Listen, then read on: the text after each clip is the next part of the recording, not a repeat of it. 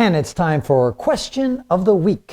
And this time it is from Lubov, who is a Slovakian, who asks, why is it that people are escaping racism in their country to come to the United States if there is systemic racism in the United States and if it's such a big deal? The problem with the question, or the challenge with the question, is that it assumes that there's only one reason why people are leaving their country. And even if you ask them why you're leaving their country, if they tell you it's because my country is too racist, that's probably not the only reason why they're leaving. And similarly, people come to the United States sometimes because they perceive it to not be racist, but other people come despite it being racist, or they believe it to be heavily racist. Immigration and migration is a very complex topic, and there's many, many reasons why people immigrate. They take into account factors at home and a slew of factors at home, as well as their perception of how things are in their new home, in their new land that they're immigrating to.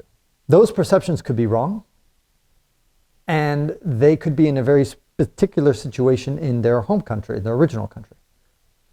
And therefore, to reduce the entire complex analysis to just one issue, racism or perceived racism or systemic racism, is, I think, oversimplifying a very interesting and complex thing.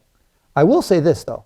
I think it's fascinating when countries build walls between different nations and why they build those walls.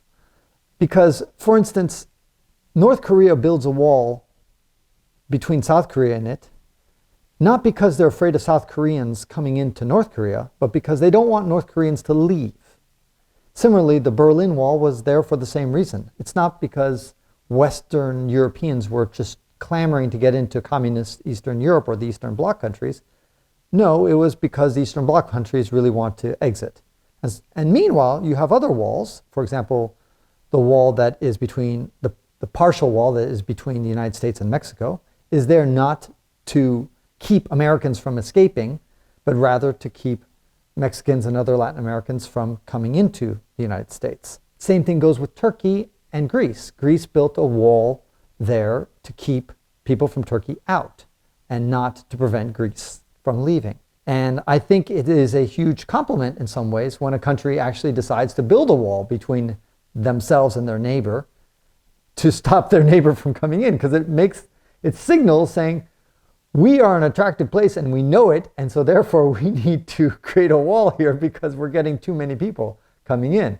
And conversely, if they're building a wall because they don't want anybody to leave, it's kind of admitting to the whole world, we suck, we're a horrible place to live in, and we really got to force people to stay here because otherwise nobody would want to be here. You know, Gallup makes this poll every year that asks people, would you like to immigrate, yes or no? And if so, where would you like to immigrate to? And Gallup polls like over 140 countries. And consistently, people choose the United States as being the number one country that they desire to immigrate to. Now, before Americans get too, or Yankees get too excited about this statistic and say, oh yeah, it proves that we're the best country ever. Well, hold on.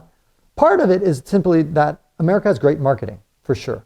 And so the United States has fabulous marketing and everybody knows about it, wants about it. So you don't have people like saying, I really want to go to Norway, even though Norway might be a much better option than the United States for many people in the world. But Norway doesn't have a huge marketing machine behind it. It doesn't have Hollywood and all that kind of stuff telling people how great Norway is despite their crappy winters. I've been to all 54 African countries and everybody wants to come to the United States. Despite all the George Floyd and all the other stuff that we hear in the news about racism, systemic or otherwise. I think it is an indication of all the other benefits that our country has and offers to Africans and other brown-faced people all over the world.